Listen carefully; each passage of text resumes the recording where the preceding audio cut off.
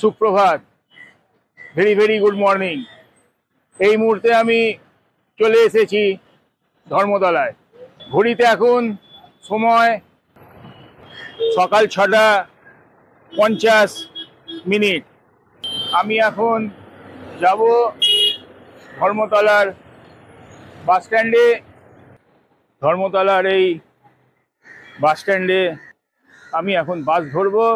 আজকে আমি এমন একটা জায়গায় যাব যেখানে আমাদের বাংলায় এক নতুন তীর্থক্ষেত্র উদ্বোধন হতে চলেছে আগামী 30 এপ্রিল অক্ষয় তৃতীয়ার পুণ্যলগ্নে। আমি এখন এই ধর্মতলার বাস স্ট্যান্ড থেকে বাস ধরে সেখানে পৌঁছাবো। আপনাদের কাছে সম্পূর্ণ তথ্য তুলে ধরব, সেখানকার পরিস্থিতি আপনাদের সম্পূর্ণ দেখাবো। এই মুহূর্তে আমি চলে এসেছি ধর্মতলার বাস স্ট্যান্ডে।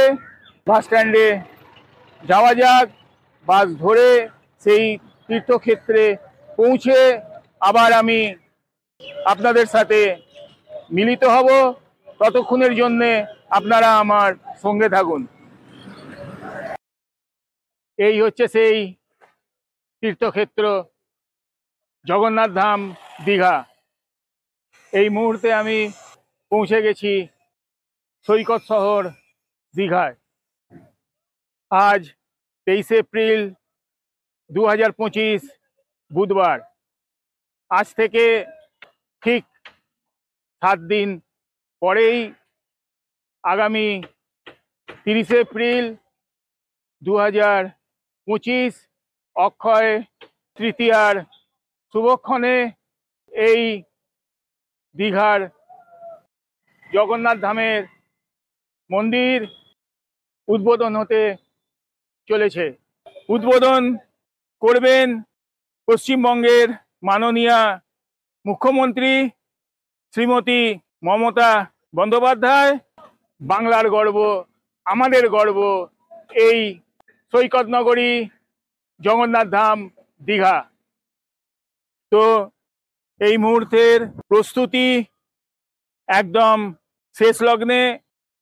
আমরা পশ্চিমবঙ্গের যারা অধিবাসী তারা অধীর আগ্রহে অপেক্ষা করছি 30 এপ্রিল অক্ষয় তৃতীয়ার দিনটার জন্য। সেই দিনকেই হবে শুভ উদ্বোধন।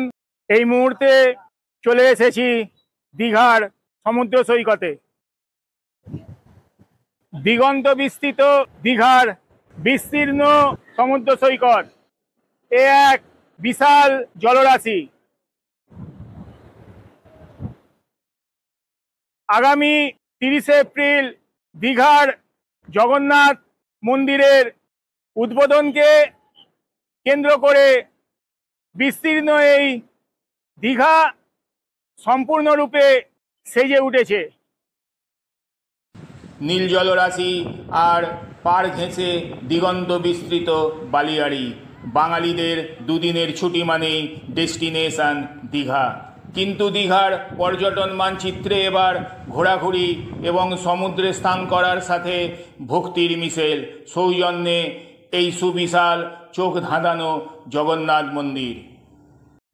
2022 সালের অক্ষয় তৃতীয়ার দিন এই মন্দিরের ভিত্তিপ্রস্তর স্থাপন হয়। আর 2025-এর 30 এপ্রিল অক্ষয় তৃতীয়ার দিন এই মন্দিরের শুভ উদ্বোধন হতে চলেছে। দীঘার রেল স্টেশন এবং দীঘার বাস স্ট্যান্ডের খুব কাছেই মাথা তুলেছে এই জগন্নাথ মন্দির। প্রায় 20 একর জায়গার ওপর নির্মাণ করা হয়েছে এই জগন্নাথ মন্দির। ব্যয় হয়েছে অন্তত 200 কোটি টাকা। একেবারে পুরীর জগন্নাথ মন্দিরের আদলে তৈরি দীঘার এই জগন্নাথ মন্দির। সেই স্থাপত্য, সেই উচ্চতা। দীঘার এই জগন্নাথ মন্দিরে রয়েছে কলিঙ্গ স্থাপত্য। তার সঙ্গে এই মন্দির তৈরি হয়েছে নগর শৈলী রূপে। উচ্চতা এবং স্থাপত্যে মিল রয়েছে পুরীর জগন্নাথ মন্দিরের। মন্দিরের মূল ফটকে প্রবেশ করলেই প্রথমেই চোখে পড়বে অরুণ স্তম্ভ। অরুণ স্তম্ভ পার করেই সামনে পড়বে সিংহদুয়ার। আবার সিংহদুয়ারের পেছনেই রয়েছে ব্যাঘ্রদুয়ার। মন্দিরের দিকে মুখ করে দাঁড়ালে বাঁহাতে পড়বে হস্তিদুয়ার এবং ডান হাতে পড়বে অশ্বদুয়ার। অর্থাৎ পুরীর মন্দিরের মতোই এখানেও রয়েছে 4টি দুয়ার। আপনারা দেখুন, দীঘা থেকে নিউ দীঘা যাওয়ার যে রাস্তা, এই দিকটা হচ্ছে ওল্ড দীঘা, আর একদম এই জগন্নাথ মন্দিরের সামনে দিয়ে এই রাস্তা চলে গেছে নিউ দীঘা। তো এই রাস্তা এখন বন্ধ আছে। এখানে আপনারা দেখুন, ওয়েলকাম গেট তৈরি হচ্ছে, যে গেটটার নামকরণ করা হয়েছে চৈতন্য গেট। এখন একদম অন্তিম পর্যায়ের কাজ চলছে এই চৈতন্য গেটের, আর 2-1 দিনের মধ্যেই সম্পূর্ণভাবে সুসজ্জিত হয়ে উঠবে এই চৈতন্য গেট। এই গেট দিয়েই সমস্ত রকমের গাড়ি এই পথ দিয়েই একদম এই দীঘার জগন্নাথ মন্দিরের সামনে দিয়ে নিউ দীঘা চলে যাবে। আর আপনারা দেখুন, এই সামনেই হচ্ছে জগন্নাথ ধামে ঢোকার মূল প্রবেশদ্বার। এই মুহূর্তে সর্বসাধারণের জন্য বন্ধ আছে। এই হচ্ছে মন্দিরে ঢোকবার জন্য মূল প্রবেশদ্বার। পর্যটকরা এই গেট দিয়েই প্রবেশ করবেন। তাহলে দীঘার এই জগন্নাথ মন্দিরের একদম অন্তিম পর্যায়ের প্রস্তুতি আমি আপনাদের কাছে তুলে ধরার চেষ্টা করলাম। অনুগ্রহ করে চ্যানেলটা সাবস্ক্রাইব করে বেল আইকনটা প্রেস করে অল নোটিফিকেশানটা অন করে রাখবেন। এর পরের ভিডিও আপলোড হলেই আপনারা দেখে নিতে পারবেন। ধন্যবাদ। তাহলে আমি আজকের মতো বিদায় নিচ্ছি। আপনারা সবাই ভালো থাকুন, সুস্থ থাকুন।